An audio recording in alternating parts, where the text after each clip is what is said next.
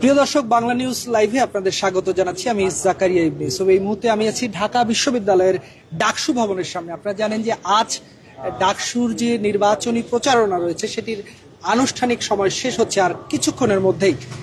এর মধ্যেই আমরা দেখছি যে বিভিন্ন প্যানেলের প্রার্থী যারা রয়েছেন তারা প্রচারণায় ব্যস্ত সময় পার করছেন।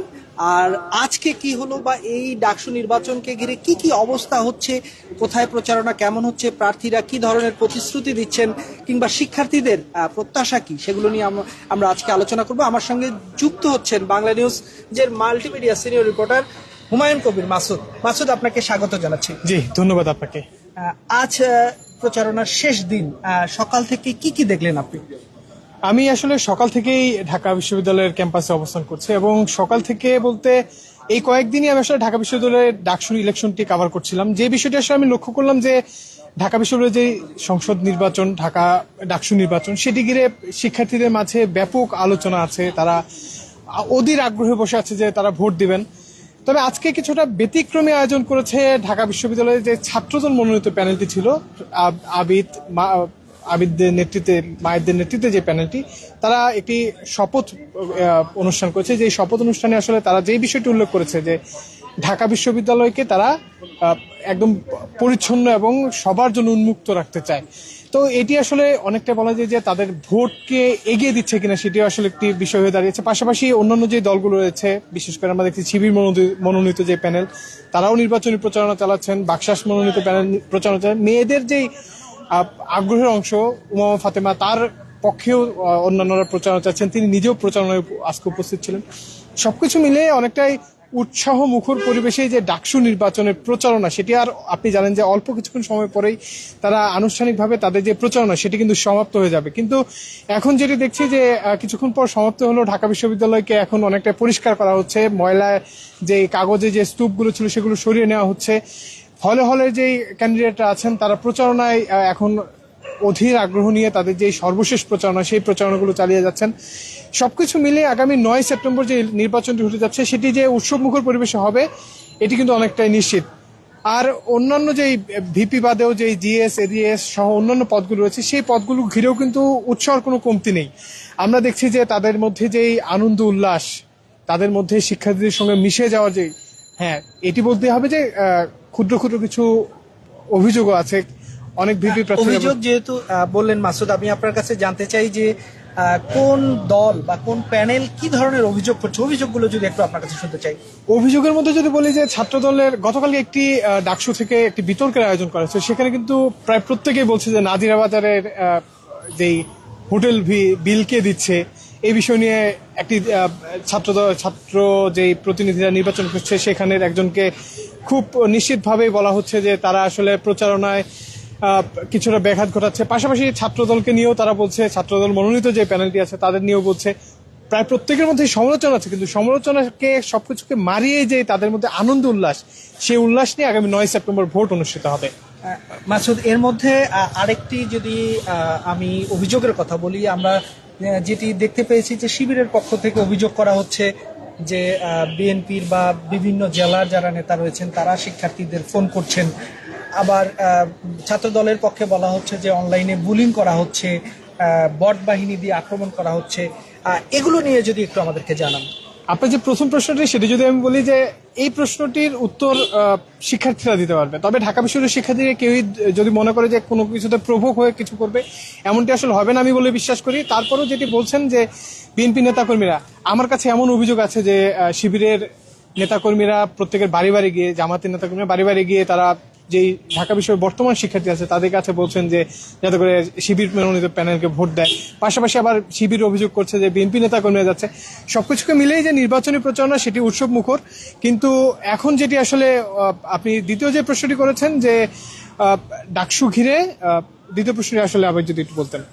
ডাকসু ঘিরে আর কি কি ধরনের অভিযোগ আপনি বলছিলেন যে সাইবার বুলিং, বট বাহিনী যেটাকে, হ্যাঁ, সেটি আসলে খুবই সত্য যে বট বাহিনী যে আক্রমণ আমরাও আসলে লক্ষ্য করছিলাম যে ফেসবুকে কোনো ধরনের প্রচারণায়, বিশেষ করে শিবিরের বিপক্ষে গেলে তারা আসলে ব্যাপকভাবে আক্রমণ করছে। আবার ছাত্রদলের বিরুদ্ধে অভিযোগ আছে, অন্যান্য প্রার্থীদের বিরুদ্ধে অভিযোগ আছে। তবে ক্রমাগতভাবে হিসাব করলে যে অন্যান্য প্রার্থীরা রয়েছে তাদের বিরুদ্ধে অভিযোগটি কম, কেননা তারা যেহেতু 17টা থেকে ইলেকশন করছে সেই ক্ষেত্রে কিছুটা কম।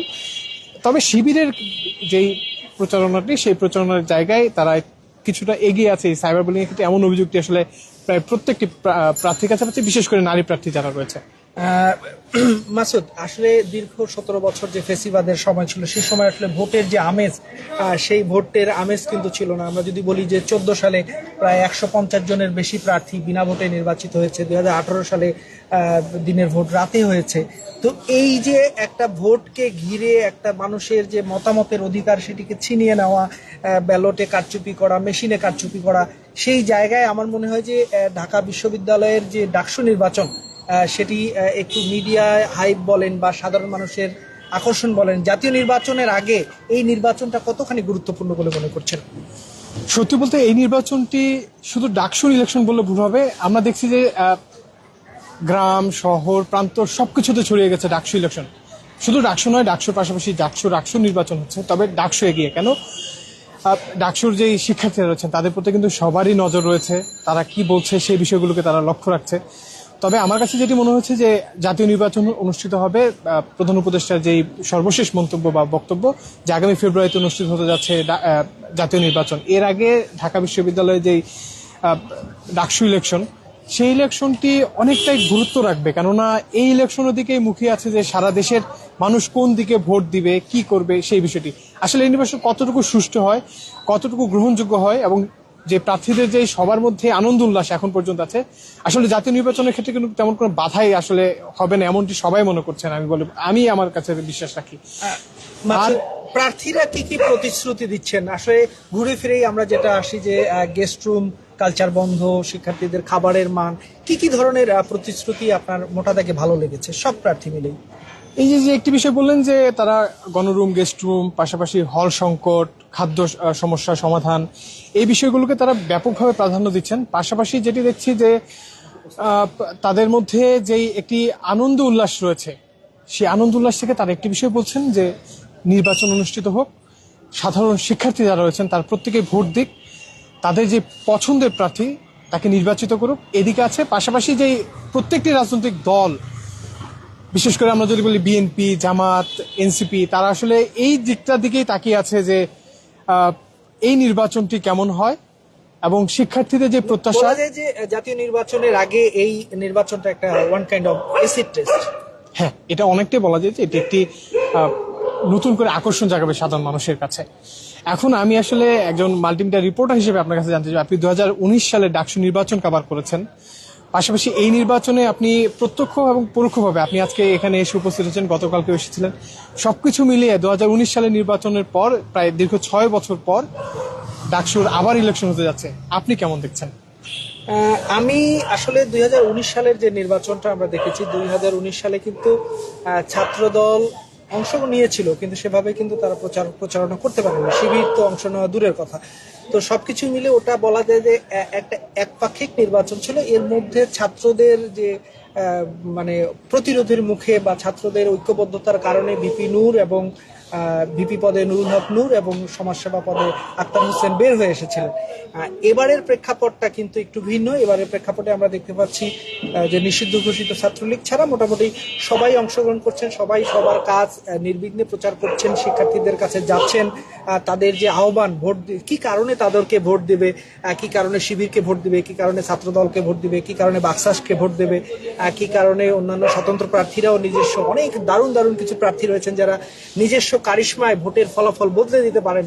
তো সবকিছু মিলিয়ে আসলে এবারের নির্বাচনটা বলা যায় যে একেবারেই একটা স্বতঃস্ফূর্ত নির্বাচন, এবং এবারের নির্বাচনের পরে আসলে অনেক কিছু বোঝা যাবে যে জাতীয় নির্বাচনেও এটার একটা ইম্প্যাক্ট পড়তে পারে। আর আরেকটা বিষয় যদি বলি যে শেষ মুহূর্তে আসলে সবাই জানতে চায় যে কোন প্রার্থী কেমন করছে বা কোন পদে কেমন প্রতিদ্বন্দ্বিতা করতে হবে। তো আমার যেটা মনে হয় যে ভিপি পদে এই মুহূর্তে সব প্রতিদ্বন্দ্বিতাটা মূলত ছাত্র দলের মনোনীত প্রার্থী যে আবিদুল ইসলাম আবিদ এবং শিবির মনোনীত যাদের যে স্বতন্ত্র শিক্ষার্থী জোটের সাদিক কায়েমের মধ্যে হবে। পাশাপাশি উমামা ফাতেমা বৈষম্য বিরোধী আন্দোলনে তার অগ্রণী ভূমিকা ছিল, সামনে থেকে তিনি নেতৃত্ব দিয়েছেন, তারও দারুণ একটা সম্ভাবনা রয়েছে, নারীদের মধ্যে তার গ্রহণযোগ্যতা রয়েছে, এবং আমরা বৈষম্য বিরোধী অনেক নেতার কিন্তু অনেক নেতিবাচক খবর শুনেছি। কিন্তু উমামা ফাতেমার আমরা সেভাবে কিছু আমরা শুনিনি। তিনি অনেকটাই নির্ঝঞ্ঝাট ছিলেন, তিনি রাজনৈতিক দল গঠনে যাননি, না গিয়ে তিনি আবার ক্যাম্পাসের রাজনীতিতে ফিরে এসেছেন। আমার মনে হয় উমামা ফাতেমারও একটা ভালো সুযোগ আছে। এর বাইরে 9 দফার ঘোষক আব্দুল কাদের বৈষম্য বিরোধী আন্দোলনে যখন সমন্বয়করা ডিবি কার্যালয়ে ছিলেন, তখন তিনি যে এই বাইরে মাঠের আন্দোলনে, মাঠের রাজনীতিতে যে সাহসী ভূমিকা রেখেছেন, এটির কারণে কিন্তু তিনিও এগিয়ে থাকবেন। এর পাশাপাশি শামীম হক যিনি শামীম হোসেন, যিনি ইংরেজিতে ক্লাস নেন এবং তারও নানা ধরনের প্রতিশ্রুতি, তার যে নান্দনিক প্রচারণা, একদম কৌশলী প্রচারণা, তাকেও কিন্তু পিছিয়ে রাখা যাবে না। তো আমার মনে হচ্ছে যে ভিপি পদে দারুণ প্রতিদ্বন্দ্বিতা হবে এবং এদের মধ্যেই হয়তোবা কেউ। এদিকে আরেকজনের কথা না বললেই নয়, বিনিয়ামিন মোল্লা। আপনি জানেন যে এই ডাকসু নির্বাচনে সবচেয়ে নির্যাতিত ছাত্রনেতা কিন্তু বিনিয়ামিন মোল্লা। তিনি নিজেও এই ডাকসু অনুষ্ঠানের জন্য দীর্ঘদিন অনশন করেছেন এবং গত স্বৈরাচার বিরোধী আন্দোলনে তার রাজপথে অনেক ভালো ভূমিকা ছিল। সো এই বিনিয়ামিন মোল্লাকেও কিন্তু আমরা পিছিয়ে রাখতে পারি না। আবার যদি জিএস পদে আসেন, জিএস পদে যেহেতু ছাত্রদল বড় একটা দল, সেই হিসাবে হামিম কিছু মেডিকেল নিয়ে কিছু কাজ করেছেন, শিক্ষার্থীদের জনসভায় কিছু কাজ করেছেন। হামিম ভালো এগিয়ে থাকবেন। ছাত্র শিবির নেতা SM ফরহাদের একটা ভালো গ্রহণযোগ্যতা আছে। তিনি ঢাকা বিশ্ববিদ্যালয়ের ভালো বিতার্কিক ছিলেন, ভালো বলেন, ভালো টকশোগুলো ভালোভাবে ফেস করেন। তিনিও এগিয়ে থাকবেন। বাকসাসের বাকের মজুমদারকে একজন সুদর্শন ছাত্রনেতা হিসেবে কিন্তু তিনিও এগিয়ে থাকবেন। এর বাইরে মেঘ মোল্লার বসুর এক ধরনের চাহিদা রয়েছে। তিনি যেমন আজকে একটি কথা বলেছেন যে রাজপথ তাদের দখলে থাকবে, তারা জিততে পারুক আর না পারুক। অর্থাৎ এই যে প্রতিবাদী কণ্ঠস্বর কিন্তু সাধারণ শিক্ষার্থীরা পছন্দ করেন, সেক্ষেত্রে মেঘ মোল্লার বসুও কিন্তু আলোচনায় থাকবেন। আর এজিএস পদে যথারীতি বড় যে দুই দল এই মুহূর্তে, তারা দুজন এগিয়ে থাকবেন। যেমন হচ্ছে না, মায়েত আগায় থাকবেন ছাত্র দলের, আবার মহিউদ্দিন ছাত্র শিবিরের মেধাবী শিক্ষার্থী, গোল্ড মেডেলিস্ট, তাকেও ফেলে দেওয়া যাবে না, সেও এগিয়ে থাকবে। এদিকে আশরেফা বৈষম্য বিরোধী প্যানেল থেকে, অর্থাৎ বৈষম্য বিরোধী প্যানেল থেকেই যে আশরেফা খাতুন, তাকেও কিন্তু ফালায় রাখা যাবে না। তারপর রবিউল আছেন ছাত্র অধিকার পরিষদের। সো এই যে এজিএস আরেকজন রয়েছেন মহিউদ্দিন রনি। আপনারা জানেন যে রেল মুভমেন্ট, রেলপথ সংস্কার, রেল মন্ত্রণালয়ের সংস্কার সহ দুর্নীতির বিরুদ্ধে তার বলিষ্ঠ কণ্ঠস্বর রয়েছে। তিনি এই যে স্বৈরাচার বিরোধী আন্দোলন, স্বৈরাচার পতন আন্দোলনে সামনে থেকে নেতৃত্ব দিয়েছেন, বিভিন্ন জায়গায় তিনি কথা বলেছেন। তিনি কিছুদিন আগে বরিশালে যে স্বাস্থ্য খাতের সংস্কার নিয়ে নানা ধরনের মন্তব্য করেছেন, কথা বলেছেন, আন্দোলন করেছেন। তো মহিউদ্দিন রনিও আলোচনায় থাকবেন। তো আমার মনে হচ্ছে যে সাধারণ শিক্ষার্থীরা শেষ মুহূর্তে আসলে এখনো ভোটের একটা কথাই আছে যে ভোটের খেলা আসলে একেবারেই শেষ রাত ছাড়া বোঝা যাচ্ছে না। তো এখন পর্যন্ত এই ধরনের প্রার্থীরাই এগিয়ে থাকবেন এবং শেষ মুহূর্তে আসলে ফলাফলটা শিক্ষার্থীদের, অনেকেই বলছেন, আপনি বলছিলেন নাজিরা বাজারে খেতে যাচ্ছে, যা কিছু করুক আমার মনে হয় ভোটের বুথ হয়ে ঢুকে শিক্ষার্থীরা যাকে যোগ্য মনে করবেন তাকেই ভোট দেবেন এবং এই যে শিক্ষার্থীদের যে ভোটের ফলাফল, সেটি যেন আমাদের কাঙ্ক্ষিত ফলাফল হিসেবে আসে, শিক্ষার্থীরা সেটি প্রত্যাশা করবেন। কারণ সামনে আরো বড় চ্যালেঞ্জ এই অন্তর্বর্তী সরকারের জন্য, জাতীয় নির্বাচন। তো সবকিছু মিলিয়ে সাংবাদিক হিসেবে, গণমাধ্যম কর্মী হিসেবে বা দেশের নাগরিক হিসেবে আমাদের প্রত্যাশা থাকবে একটা সুন্দর নির্বাচন আমরা দেখব এবং সাধারণ শিক্ষার্থীদের যে ব্যালটের রায় সেটি আসলে প্রকাশিত হবে, এমন প্রত্যাশাই আমরা করছি। আপনাকে অনেক ধন্যবাদ মাসুদ। আপনাকেও ধন্যবাদ। জি, বাংলা নিউজের সকল দর্শককে জানাই এবং জানিয়ে রাখি যে ডাকসু নির্বাচনের সকল আপডেট জানতে আমাদের পেজটি লাইক করবেন, ফলো করবেন এবং বাংলা নিউজের ইউটিউব চ্যানেলটি সাবস্ক্রাইব করে পাশে থাকবেন। ধন্যবাদ।